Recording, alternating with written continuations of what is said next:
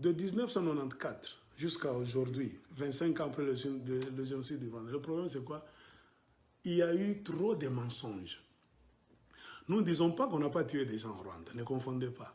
Il y a eu des crimes, des atrocités, oui, on a tué beaucoup de gens. Maintenant, la répartition des tâches, c'est là où il y a trop de mensonges. Et tout ça, qui est derrière ça, Kagame lui-même n'a pas de pouvoir, il n'a pas d'argent. C'est les multinationales. Et pour mieux savoir le rôle que ces multinationales jouent, j'ai lu un livre. Qui était président en 1994, quand il y avait le génocide du Rwanda? C'est Bill Clinton.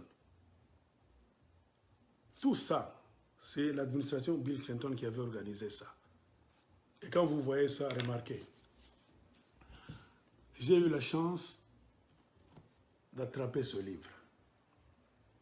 Quand vous lisez ce livre, vous allez comprendre ce qui se passe dans le monde. Si les Congolais sont en train de souffrir aujourd'hui, c'est à cause de la famille Clinton. Le livre s'appelle Clinton Cash, l'argent de Clinton. Et remarquez aujourd'hui, les Clinton sont devenus une des familles les plus riches de la planète Terre. Pourquoi? Selon l'auteur qui a écrit ce livre, il s'appelle Peter Schweizer. Peter Schweizer. Il a écrit ce livre et il a dit l'argent de Clinton, c'est l'argent sale. Et je me souviens, pendant les campagnes, quand Hillary était devenue candidate chez les démocrates, ils étaient en débat avec Donald Trump. Donald Trump lui avait posé la question, vous avez la fondation Clinton, dites-nous là où vous trouvez votre argent. Hillary Clinton a voulu parler, il y a même des vidéos, tout ça. Entrez même, si vous avez des internets chez vous, sur YouTube, écrivez Donald Trump and Hillary Clinton debate. Vous allez voir Donald Trump en train de dire que votre organisation, c'est une organisation criminelle. C'est-à-dire qu'il y a trop d'argent sale dans votre organisation. C'est ce qu'on appelle fondation. Donald Trump disait à Hillary clairement, your foundation is a criminal enterprise. C'est-à-dire votre fondation, c'est une entreprise criminelle. Donald Trump connaît beaucoup de choses. But just briefly, the Clinton Foundation made it possible for 11 million people around the world with HIV/AIDS to afford treatment, and that's about half of all the people in the world. But there is no evidence, but there is a lot of evidence about the very good work and the high rankings that the Clinton Foundation it's a have gotten criminal for their work. enterprise.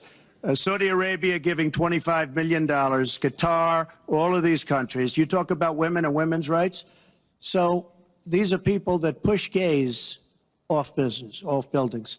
These are people that kill women and treat women horribly, and yet you take their money. So I'd like to ask you right now, why don't you give back the money that you've taken from certain countries that treat certain groups of people so horribly? Why don't you give back the money? I think it would be a great gesture, because she takes a tremendous amount of money, and you take a look at the people of Haiti.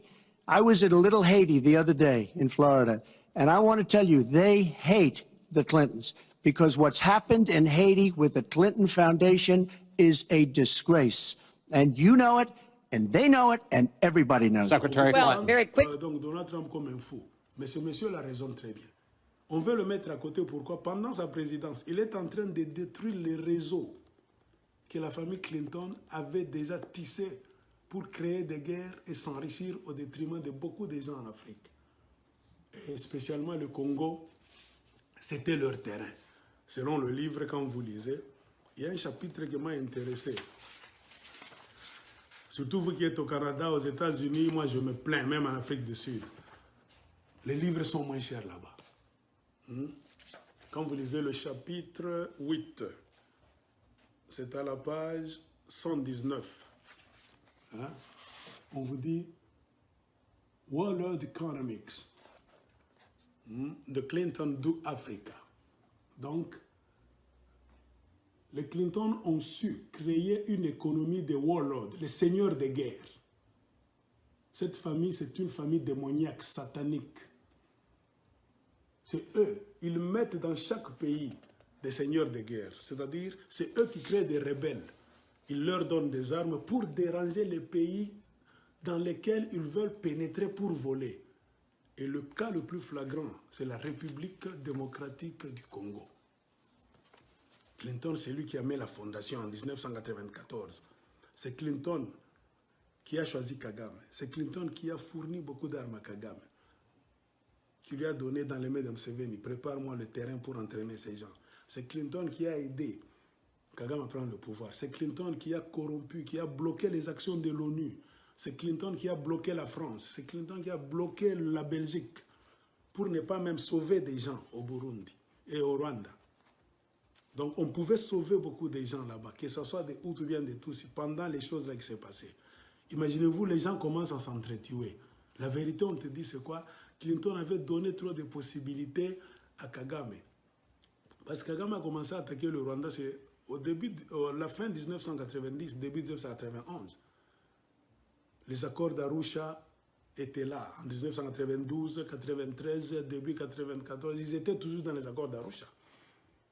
C'est-à-dire au moins 2 ans et demi ou bien 3 ans, les militaires de Kagame avaient pénétré. Ils s'étaient infiltrés sur toute l'étendue du Rwanda, comme ils sont au Congo aujourd'hui. Et quand ils ont vu qu'ils étaient prêts, ils avaient occupé tous les points stratégiques en infiltration. Les autres étaient comme en civil, mais ils étaient déjà là, ils communiquaient. Quand ils ont vu que maintenant tout va bien, nous pouvons maintenant passer à l'action. Passer à l'action, c'était quoi? Tuer maintenant le président, créer maintenant, et c'est un grand chaos. Clinton savait ça. Il était président des États-Unis d'Amérique. Les 3 missiles avec lesquels on a tiré l'avion de Berman étaient transportés dans les véhicules de l'ONU. L'ONU qu'on appelle Minuar, qu'on appelait Minuar au Rwanda. Quand ils étaient prêts, c'est-à-dire ils avaient infiltré le Rwanda. Ils étaient partout.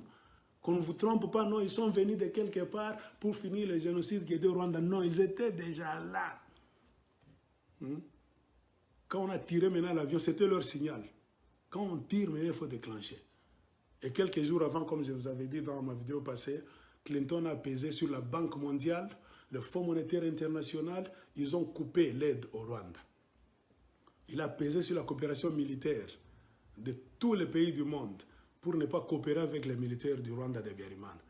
C'est-à-dire qu'ils ont placé le Rwanda de Berman sous embargo militaire. On était derrière. C'est-à-dire, et tout ce qu'il fait, ce n'était pas pour rester au Rwanda, en prévision donc de faire sauter le verrou, c'est-à-dire de mettre leur homme à Kigali, et Museveni était déjà leur homme en Ouganda, pour commencer maintenant à faire la guerre au Congo, percer, entrer au Congo. C'était ça l'objectif ultime.